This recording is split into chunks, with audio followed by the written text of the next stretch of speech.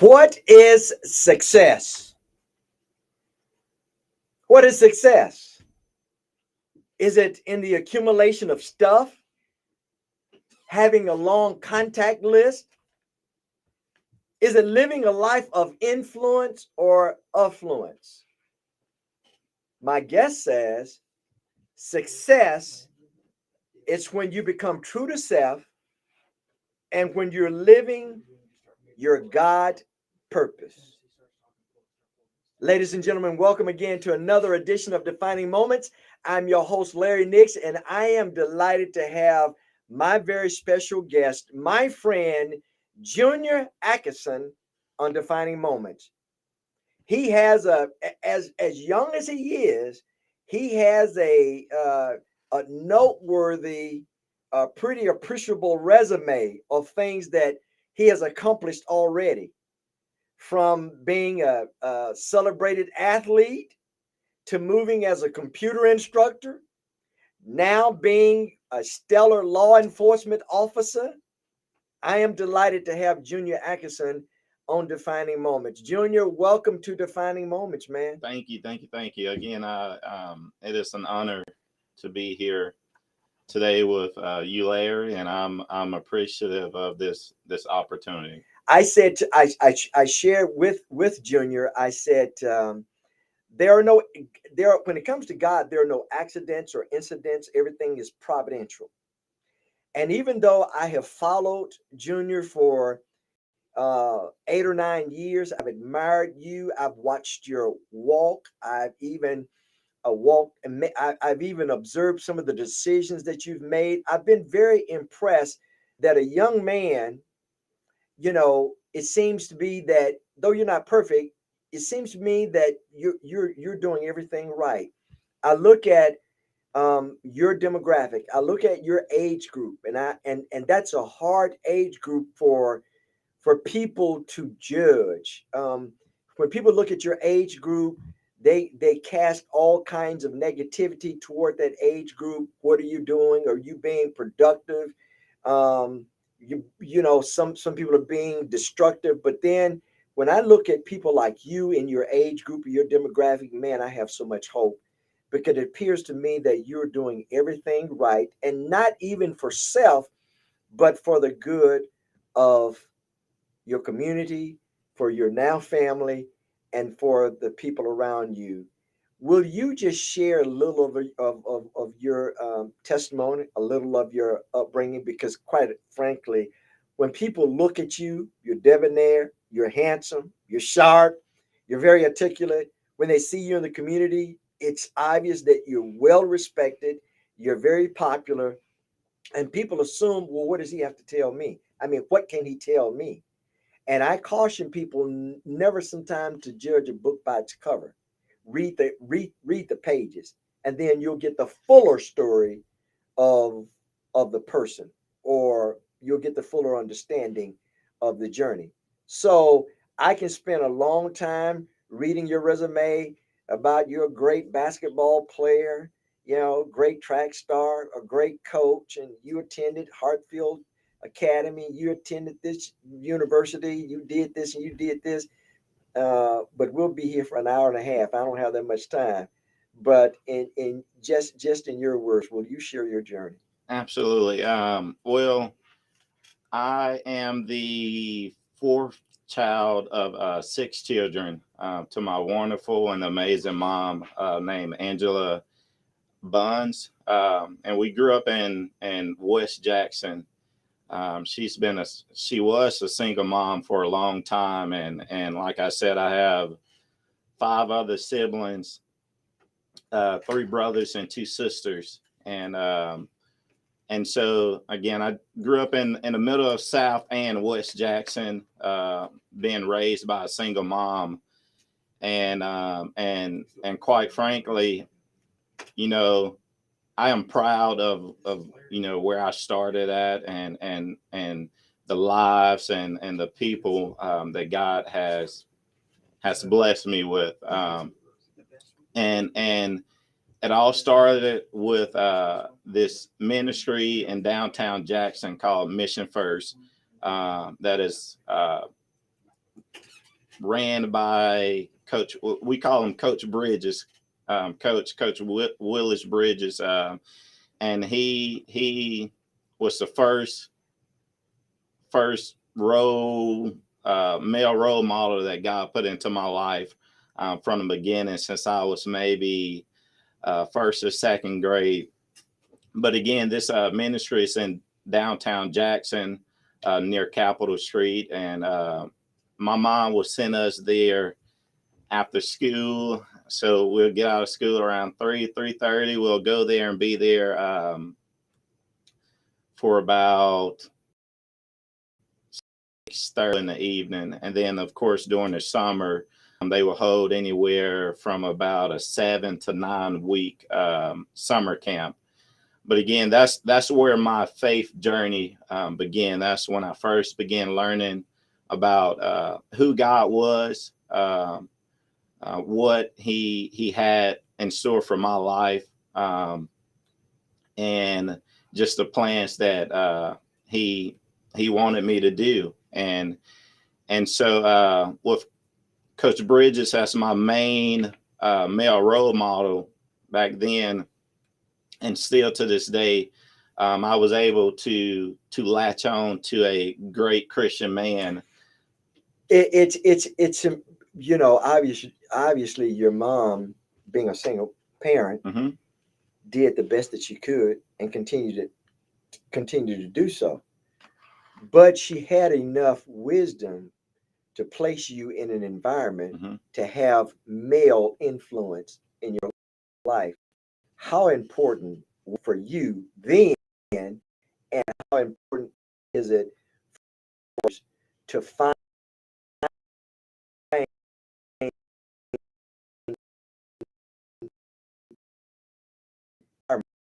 And it's important in both ways. I was able to, again, I'm far from perfect, but I was still able to learn from my mistakes because of those male role models that was in my life. And I'm just going to give a list of them. Willis Bridges, then Brett Horner, Stephen Makehamson, Coach Nick Clark. I know a couple of those guys. Yeah, and I mean, David Horner, he's the head of school at Hartfield. Correct. And so that's just a list of those guys, but also for the single parents with a son, it is extremely important to put them in a position to have those role models that they can look up to, those guys that and say that they want to be like. And tell kids that I coach now, or the little boy I meet at the park playing football or whatever it is, don't be like me, be greater than me. Just use me as an example to get to where you want to go. And let me say this too, because I want to make sure that I clear up any ambiguity. It is not to suggest for a single mother that she is inadequate, all right, or she's inferior, Mm-hmm. or she's incapable. But the reality is that a boy child needs a male influence in his life. Correct. All right. Now, if it is not there, now just don't put them in any kind of environment. Be very, very shrewd and wise as to the environment that you expose him to. But there are just some needs, some organic needs that a young boy, a young man needs from a male mentor, or a male, a male mentor, and that's what you need. And you're saying today you're off for having that.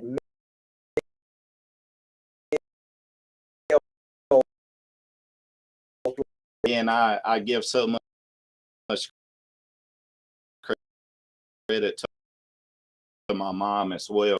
Things that she for myself. And then again, as Larry just stated, I mean, women can do so many things, and God has gifted single moms with do so many things. I've learned again so much from my mom.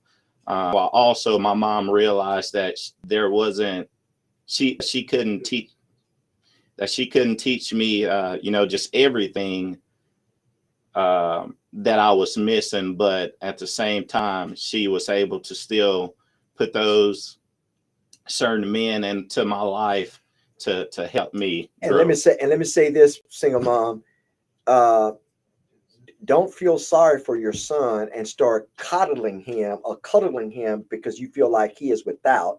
We're going to finish that point. Stay tuned. Defining Moments.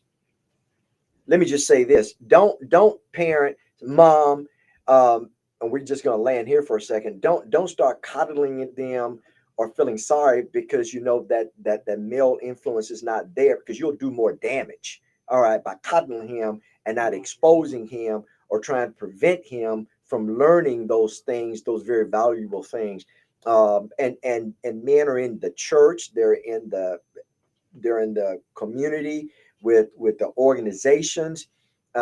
Seek out those safe places, that can assist you. And I say this: you're exactly right. I'm a product of a single mom, of a single parent. My God took my father home.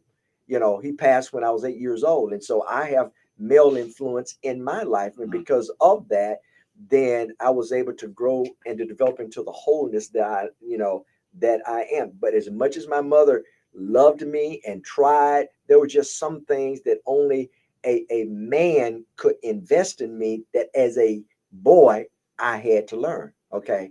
So what you're saying is, don't look at this as being inferior, but look at this as, listen, it's just this way. All right. Be proactive in finding out how you can further invest into your Correct. male child. Yeah. So to that being said, your mom at an early age, she put you in a camp. Hmm. All right. At that camp, is that where you picked up your love for uh, basketball?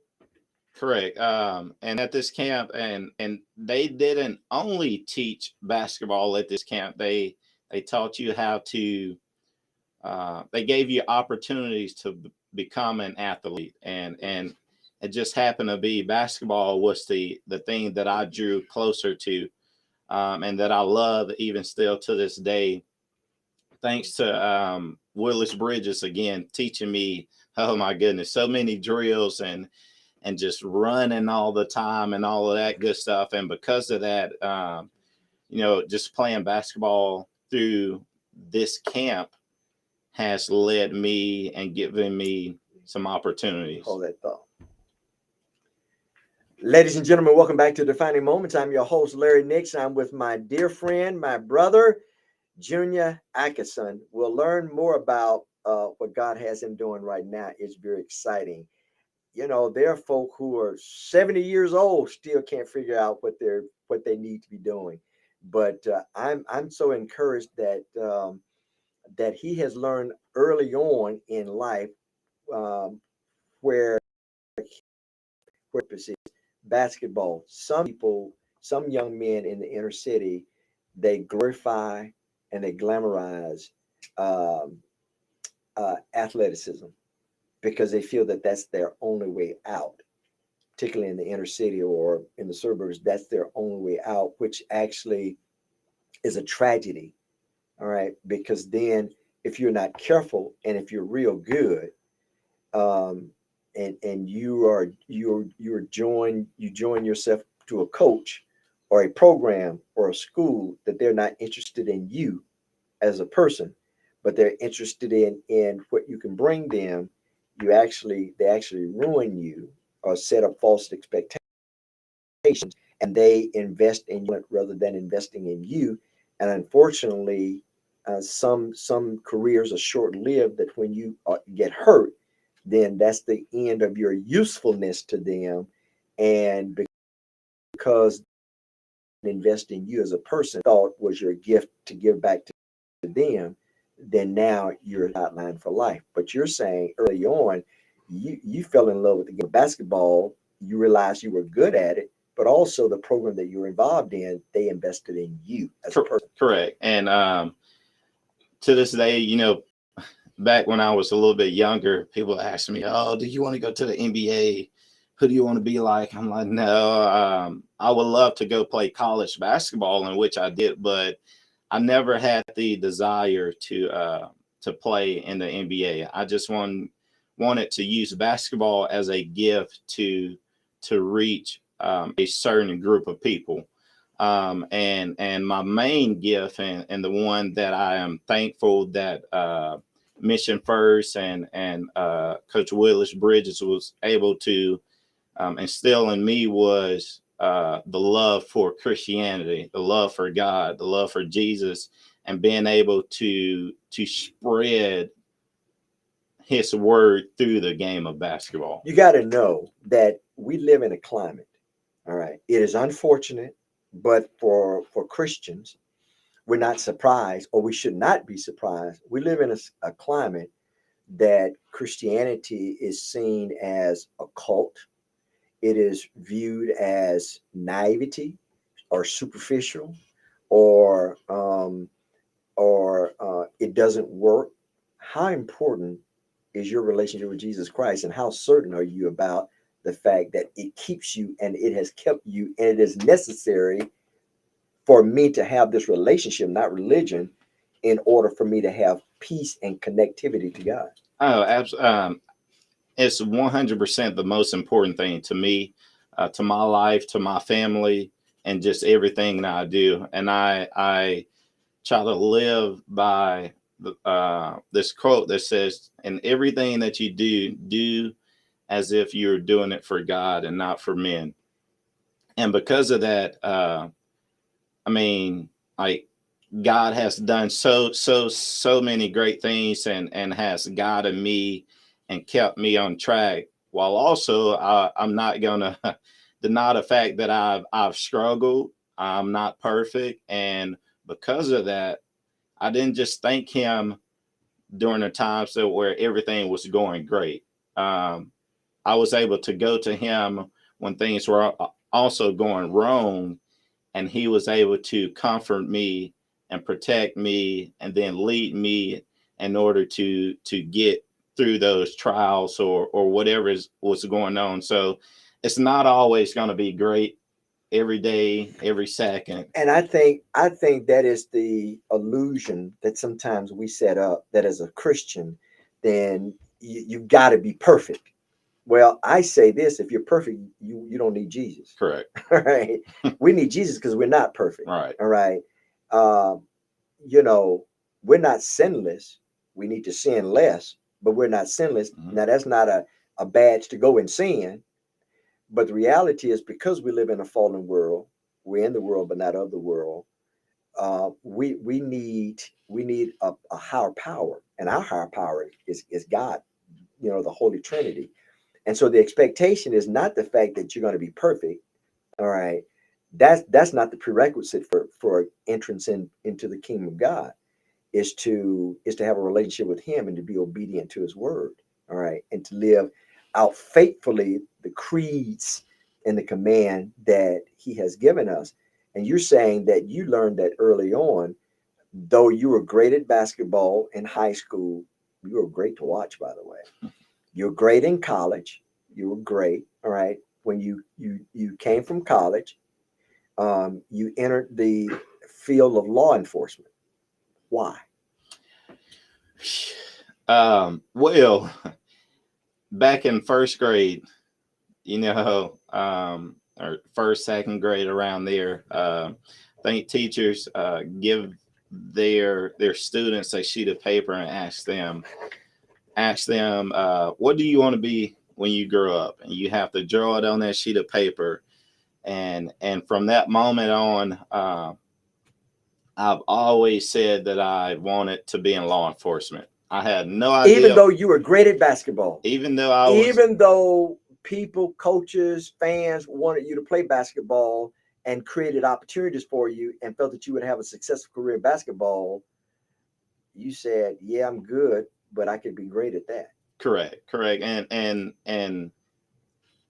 once I set my mind up on something, and again, it started when I was it started when I was a little bit younger. Once I set my mind up on something, I'm going to stick to it and I'm going to achieve that. And it was honestly God setting my mind on that, to be in law enforcement. Again, I even went to a Christian school to play basketball and studied children's ministry. But even after that, I stuck with, I want to be in law enforcement, and I want to use that platform to change the lives that I come in contact with. All right, now we're about to jump into deep water. All right, you ready? I'm ready. So there are parents watching, and there are even young people watching, and inside of them, they have something that they want to accomplish. They feel comfortable, they feel purpose at XYZ. But people, the noise in their ear is telling them you need to do ABC. Mm-hmm. All right, because you're good at this. But deep down inside, they know X, Y, and Z is really where I find my greatest peace.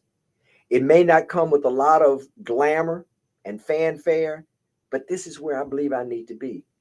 What do you tell those people? And it's not easy standing up against people who you love and who you know love you, and they say, but you need to do ABC. They're like, I want to do X, Y, and Z. What do you do? First of all, two questions. What do you tell parents to lighten up respectfully? And then what do you tell those that are watching that are struggling with how to do my XYZ? Okay. Well, first I'm a address the question. What do I tell the people who are watching, and what do? You simply follow God's heart, follow your heart, and I mean, you can't go wrong with what God says and what God has in plan. That may but I'm gonna make some folk mad. Hey, and in life, I've learned that you're gonna make people mad all the time, and that doesn't mean that you don't love them. It doesn't mean that you won't listen to them again. But I think I'm gonna take my chances on God over making other people happy any day. And plus, everybody's telling me, but if you choose this path, you're not gonna make as much money. To me, it's not. It's never been about the money. And for some, of course, you need money to live, to take care of your family, provide for your family, to get some things that you may want. But in reality, if you're the richest dude in the world, will you be the happiest dude in the world? Oh, that's good. Oh, that's good. Yeah. Jesus places it this way. He asked the question as a rhetorical question. He said, where shall a man gain, where shall a man profit gain the whole world and lose his soul? What shall a man gain in exchange for a soul? What shall a man profit, if he gains the world and lose his soul? All right. And so what you're saying is, because by the way, I know a lot of affluent people, but behind the scenes they're miserable. Mm. All right. So money is not everything, is it? Ladies and gentlemen, stay tuned. I'm with my friend Junior Atkinson. The deacon used to tell me years ago, it doesn't make good grammar sense, but you understand what I'm saying. It gets gooder and gooder. Stay tuned. More defining moments.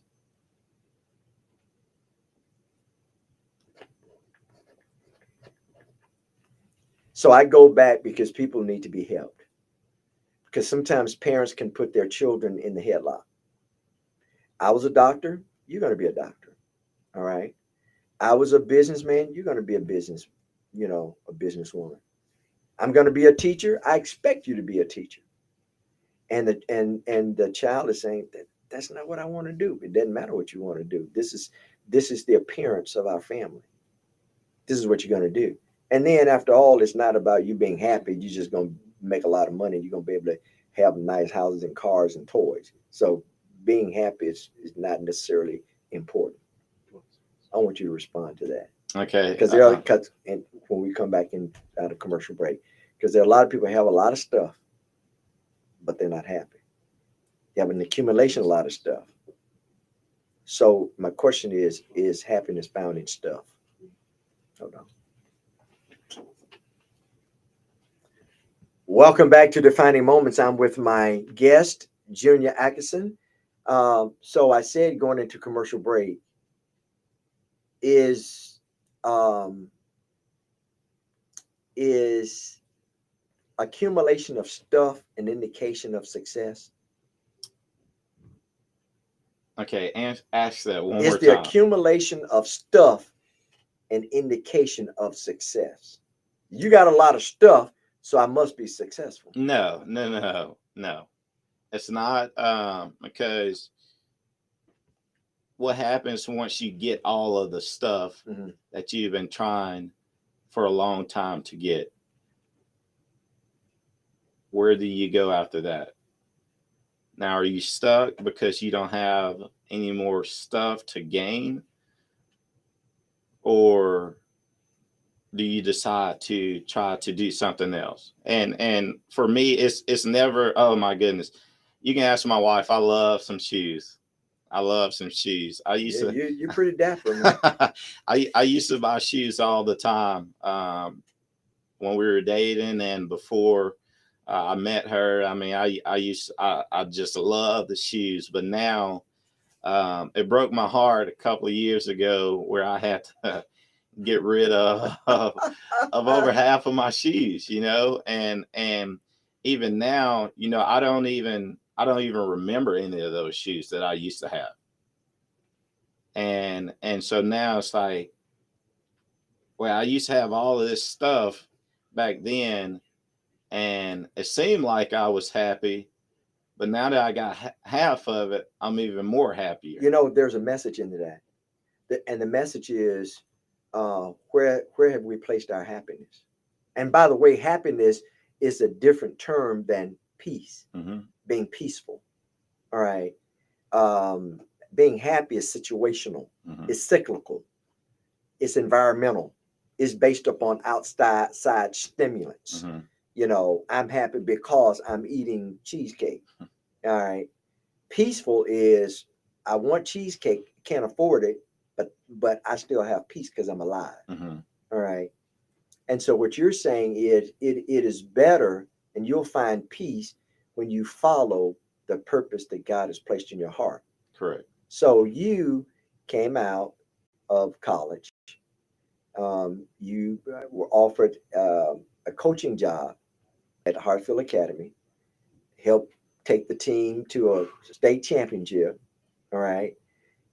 You were a computer teacher, but deep down inside, you knew they didn't ask you to leave.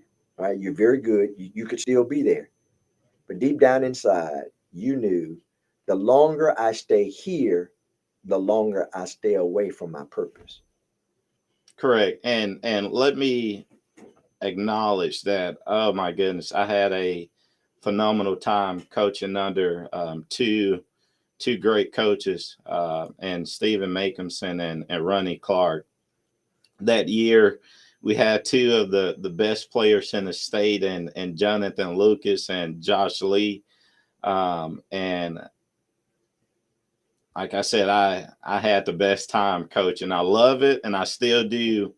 Uh, but I felt that that's not where God wanted me at. And now that I'm back in law enforcement, I get to be able to reach a group of people that are harder to reach.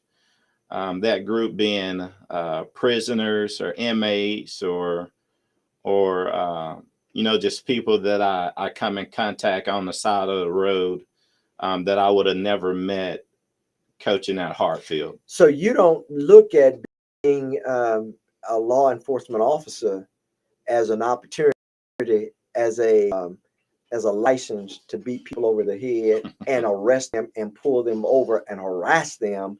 You look at this and when it says on your vehicle serve and protect, you take that literal and you take that serious, don't you? Correct, absolutely, and that goes back to the purpose of what God created us for, is to serve Him and His kingdom, and to protect His kingdom. Wow. And so with that, you know, I absolutely love my job because I get to have certain conversations with people who are lost.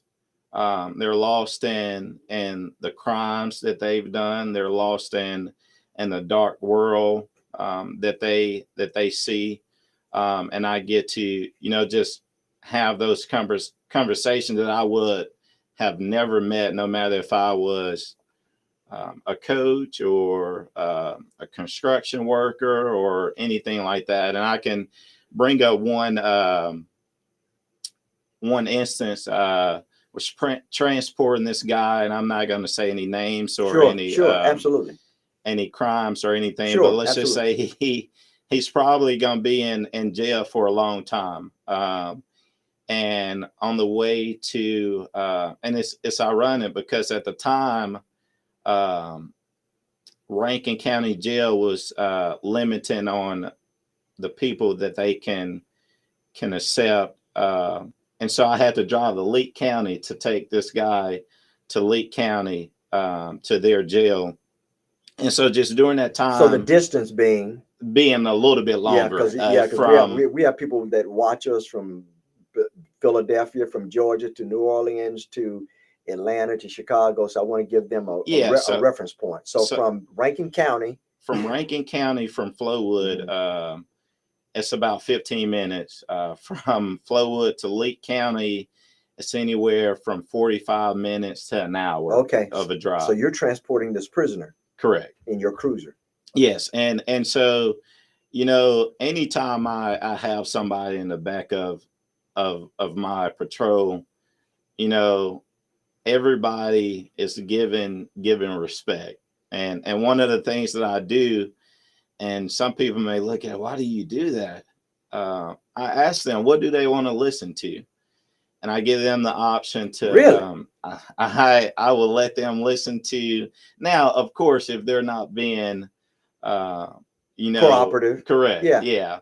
I ask them, hey, what do you want to listen to? And they'll tell me a song or whatever. But in this case, this guy said, no, I want whatever you want to play. Um, Wow.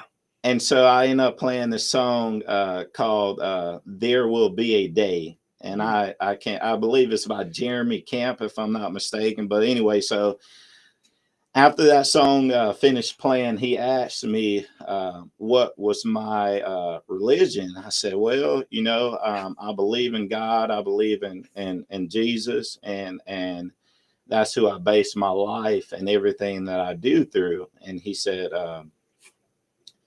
well, you know, I'm an atheist. And I was like, oh, really? And I began questioning him, why are you an atheist? Why do you decide to go that route? He said, well, my mom and dad are actually Christians, but I never liked the way that Christians treated me. Wow. I said, so how do they treated you? And he you know, went through different scenarios, telling me how they would tell you to do one thing, and then that same person that tell you to do this, they would go back and do the same thing that they told you not to do. Wow. And so from that point on, we just kept talking and talking. I said, so if you had the opportunity to live a great life, and an unimaginable life in heaven forever, or if you had the opportunity to live in hell forever, uh, what would you choose? He said, are those the only two options I have? I said, yes, those are the only two options you have. What would you choose? And he said, well, of course, I wouldn't want to burn in hell. So, I would love to live in heaven. And I said, so what do you lose by choosing God over living in hell? He said, well, by choosing that, I don't feel like I lose anything. I said, well, so I told him, I said, I just feel like God is calling me to invite you to have that opportunity. Wow. And so again, we continue to talk, and I led him through the prayer, and from that, transporting a prisoner while driving down 25 to Lake County Jail. He decided to give his life to Christ. And those are the moments that I am thankful for, and what I look into why I'm in law enforcement, why I love the job that I do. What an incredible story. Ladies and gentlemen, stay tuned. That was a great story, because you saved someone from hell. We'll be back. Junior, this is what I believe. We spend a lot of time, of course, this is a generalization. As Christians, when we're trying to witness and evangelize people, we spend a lot of time maybe focused on what they have to give up. Sure, they have to give up a life of sin. But man, the way you introduced Jesus Christ, thank you, Jacob. The way you introduced Jesus Christ, that not what you have to give up, but this is what you have to gain. Maybe that's where we're missing it. Maybe we're so busy beating people up over the head and scaring them into, well, you need fire insurance, as opposed to, if you had a choice of eternal hell or eternal heaven with bliss in Jesus Christ and joy and peace and love and happiness, which one? That's what you have to gain. And you said something also that you take literal, that you are there wearing that uniform to serve and protect. And you do have a fiduciary responsibility to your oath, Mm-hmm.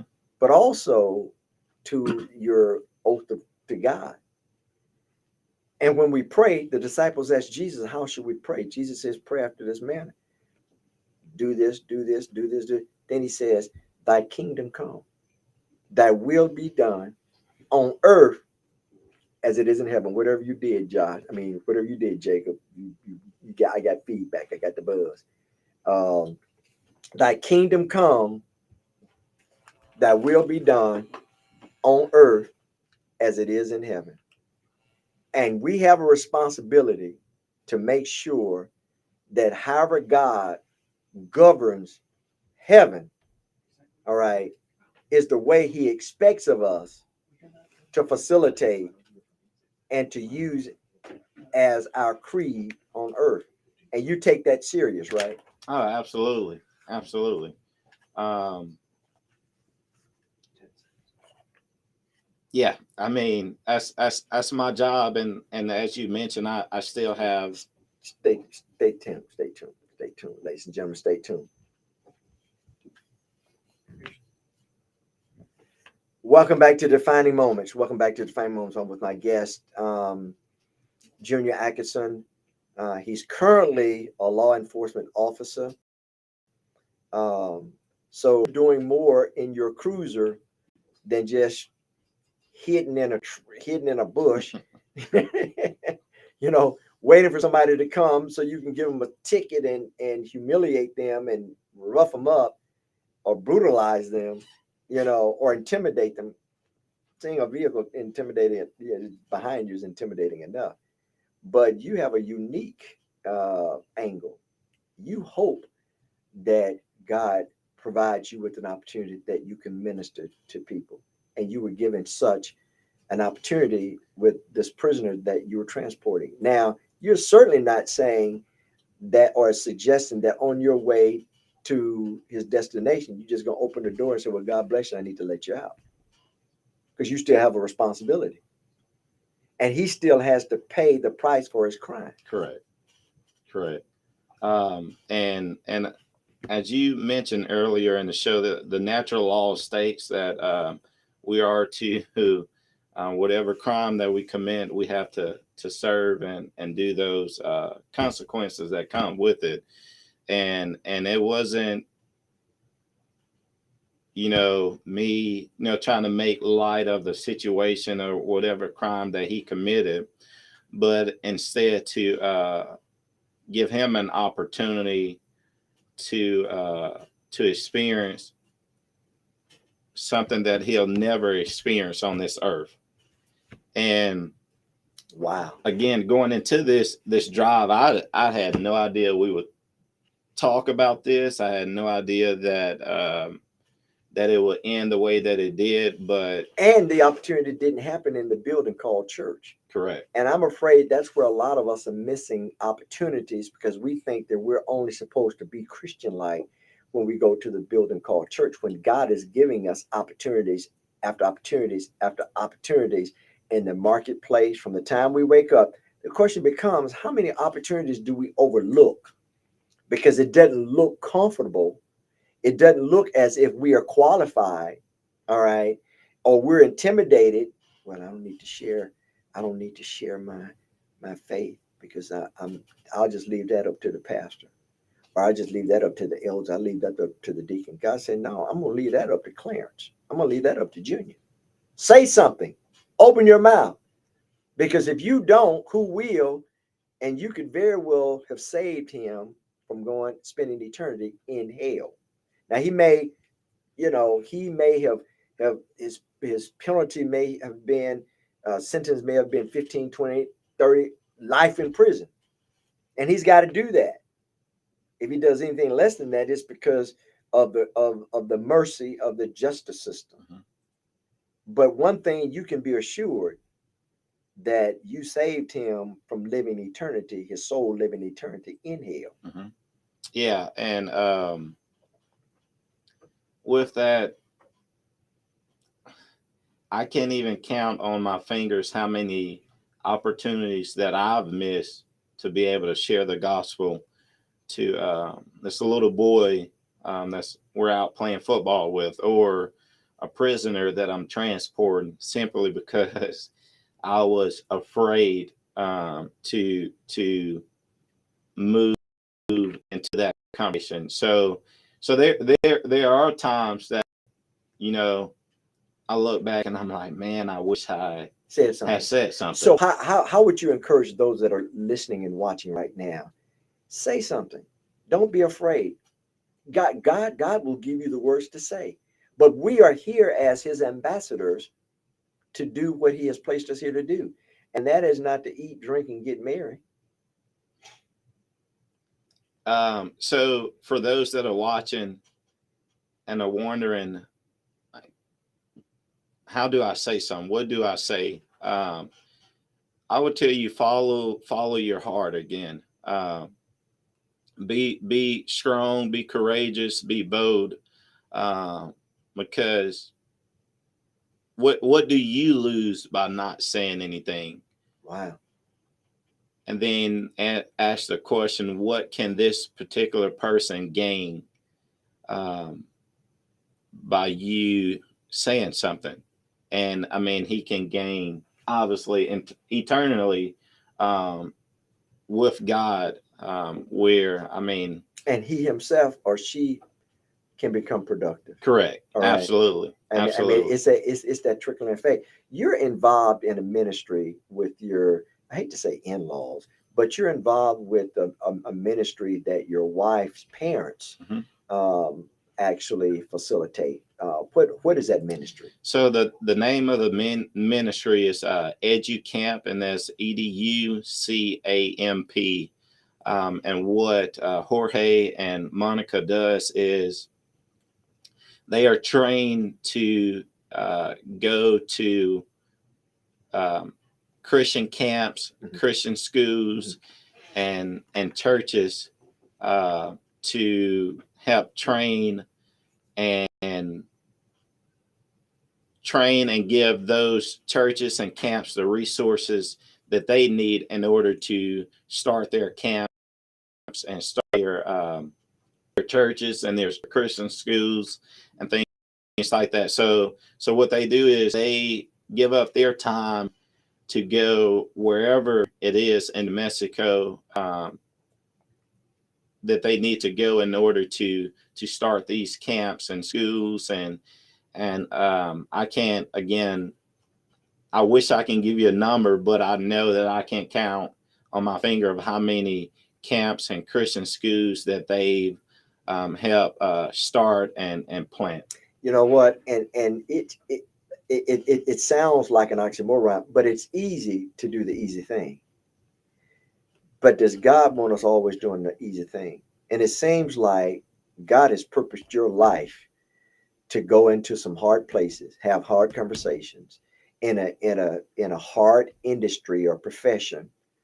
And that says to me, man, he trusts Junior there to cultivate hard ground, and that your parent-in-laws, they are cultivating hard ground. Why? Because those people that they're talking to and ministering to and planting churches and sharing the gospel of Jesus Christ, they matter too. Not just the people on Sunday morning in the warm churches and in the cool churches and in the soft pews. The people that are unchurched and in hard communities, third world, undeveloped countries, they matter too. And that's the focus. That's partly some of your focus is bringing the gospel of Jesus Christ through EduCamp, assisting your parent-in-laws. Okay. So if people would like to support that ministry of taking the gospel of Jesus Christ to citizens of Mexico, all right, how can they do that? Well, the first step would be simply just shooting me a text, and I can give my number, which is 601-906 4051. Again, that's 601-906 4051. And those, and just by simply expressing that you're interested in helping them, helping support their ministry and what they do. If people want to support them financially, they can support them financially. You certainly welcome that. But if they want to volunteer, for instance, they may be a retired professor or retired, or even an active physician or a nurse, or they have resources, do they accept that assistance as well? Yes, they do. They accept financial help. If you're retired and you want to go experience a different culture, they have camps and Christian schools where, I mean, help is needed everywhere. Sometimes, I had an opportunity to minister in Africa several years ago, and these people were very passionate in Kenya. And one night, man, they were just so passionate about worshiping Jesus Christ. And I asked the driver, I said, man, why are people so passionate? They were walking all day to get to the crusade that evening, 5-6 hours. And he responded quickly, as me telling the story. He said, in the West, you guys have options. You can choose to go to church or not go to church, serve Jesus Christ or not serve Jesus Christ. But here, Jesus Christ is our only option. And if he doesn't answer our prayers, then we don't have an answer. He is the only answer. And if he doesn't show up, then we're doomed. And particularly in hard places like that, everybody doesn't live like you live, ladies and gentlemen. Everybody don't have a vehicle. I asked him, I said, what's considered, if you're rich? He said, if you have a vehicle, you're considered rich in this part of the world. And I said, what about wealth? He said, if you have a car and a house, about 500 square feet, then you're considered wealthy. Some of us have 3 and 4 cars. Yeah. Some of us have 3 and 4 homes. And we have a lot of poverty around us. God doesn't mind you having stuff. I've said, Junior, he just don't want stuff having us. Stay tuned. More of my friend, Junior Atkinson, on Defining Moments. We'll talk about your wife and your baby to be. So your wife, you and your wife, Trisha, right? Correct. Trisha. All right. How long have you been married? You kind of. Oh, well, I'm sorry. I'm sorry. I'm sorry. I didn't mean to box you in like that, man. So you're newlywed, right? Correct. You've been married relatively a short period of time. Uh-huh. All right. Uh-huh. I'm gonna ask you to date though. Hold on. I'm gonna give you some time to think about how long you've been married.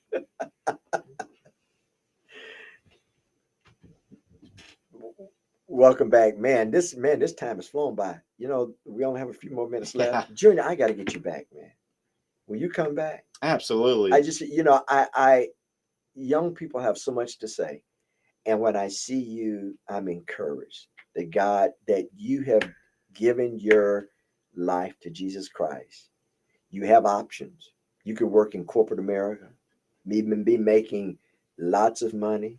Not to say that where you are, you're not making a lot of money, but that has to be the motivation. We understand money is not evil. The Bible says the love of it, the worship of it, it becomes the deity.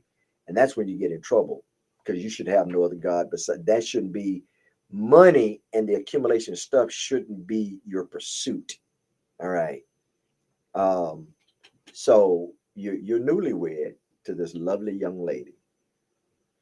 Yes, and we've been married a little bit over 2 years. 2 years was this past March. So yeah. Man, that sounded good. I had you out on that one, man. So and God is blessing you, and you found out a couple of months ago that you both are expecting. Yes, we're due to a sweet baby boy who's coming in towards the middle of October, and How he's do you been. how do you feel about that, man? I'm excited. I'm excited. I'm excited. What are you excited about? Um, being a dad That's and good. being able to raise my son and give him opportunities uh, to just do great things. And I told my wife, I said, growing up, she grew up in Mexico pretty much her entire life up until she came up here for college. And I told her, like, we want to be able to give him opportunities that we didn't have when we were younger, and to live a great life that starts by serving and honoring God. Knowing what you know now, all right. How important is it, and you're excited for the birth of your son, to teach him and show him and mentor him and train him? How important is it for fathers to be involved in the lives of their son? It's very. And not just sons, of their children. Mhm. It goes both ways, as you said, for little sons or little daughters. It's Yeah, because important. mothers can be derelict as well. Yeah, So yeah, and I mean, I can't stress how important it is for parents in general, whether you're the mom or you're the dad, the father. It's important because I don't. I know this because I've done this. that's I right. look up to the people who are in my life, Yeah. and those babies, those. To include your godparents. Yeah, I yeah, know and I know they're involved in your life. absolutely. And I was going to give them the biggest shout out towards the end. And let's not forget about the important, I'm talking about very important role that the Armstrongs, Cheryl and Kevin, and then their two kids, Lainey and Luke, have played in my life. But I mean, it goes again. I mean, it's important because those babies are smart. They may not be able to talk until they're a couple of years old, They're but absorbing everything. they're absorbing every action, And, every and word. let me say this, and it's not that parents need to be involved because you want to dominate and you want your children to become robotic, but children, young adults, they need affirming. Mhm. They need to know who they are and whose they are rather than meandering and, well, anything you do. And that includes discipline, that includes constructive criticism, Mhm. counseling, being there, telling them, helping them understand that life has barriers, it has parameters. Mhm. All right. But you have value, you have worth, you have purpose. Because if you don't teach them that at home, the street will teach them that. Oh, And you deal absolutely. with that every day. Yeah. Oh, yeah. And I mean, I see young boys and even young girls, whom either strayed away from their parents' guidance on purpose, or just simply not having the guidance to help keep them on track. And as I said, outside of God, with the earthly people that God has put on my life, starting with my mom, my godparents, and Cheryl and Kevin, and then Coach Bridges and the many coaches, and then of course my wife keeps me on track, or at least tries to. I mean, those people matter. So there is truth in the saged statement. It takes a village to raise a child, and we're all interconnected, and we're responsible. No one is an island. No man, no woman is an island. God did not create us to habitate alone, Hmm. but He created us to cohabitate. All right, to be with one another. That's why there was so much stress during the isolation period of the pandemic. People, depression and anxiety, because we were away from one Hmm. another, and that's the place that the enemy can get in your brain, when he can separate you, Hmm. isolate you, put you in a dark room away from other people, the sunlight, vitamin D. Then that's where he can become the most influential in your life, Hmm. because we were created to cohabitate and to do ministry together. Let's talk about EduCamp again. Talk about EduCamp again, the ministry that you're involved in. Again, so that's with my in-laws, Monica and Jorge Gomez. And what they do again is they train leaders to lead their camps, their Christian camps, and their Christian schools, and help plant and start Christian churches. And people would like to support you, whether in kind or financially. How can they support the ministry? You can support in so many ways, and the first one starts off by simply praying for God to continue to lead them, and for God to just bless them and those ways. So, and then again, financially, or if you would like to physically be there, they accept that as well. In the last 45 seconds that we have, how would you encourage people to live their purpose? Don't be afraid to take steps, even if it's against what your parents are saying, or even if it's against your friends or peers. Don't be afraid to take that next step in the right way, not the wrong way, but Yeah. the right way, while still following God. And yeah, and certainly you're not suggesting being belligerent, being respectful, but at the end of the day, once you become of age, then it's important that you have a relationship with the Lord Oh, Jesus Christ. absolutely. Number one Because thing. yeah, because he's going to hold you accountable for what you did and what you didn't do, Correct. and the Correct. gifts that he has put inside of you, that you are uniquely positioned. Only you have that unique fingerprint. God put that unique gift inside of you for you to facilitate what he has purposed for you in this season of time. Yes. Man, you have been an extraordinary blessing. I got you on record. I got you on camera. I got you on radio. You said that you will come back. We continue to pray for you. Thank God for people like you that are dressed in blue, in cruisers, that serve and protect. And you understand that your serving and protecting is to a higher power, and that is thy kingdom, the kingdom of God. Yes, All sir. right. Thank you for Thank being you. here. Thank you. Thank you for joining us. We look forward to seeing you again on Defining Moments next week. Until then, remember this: there's a conversation that Jesus Christ wants to have with you. Pick up the phone and call him.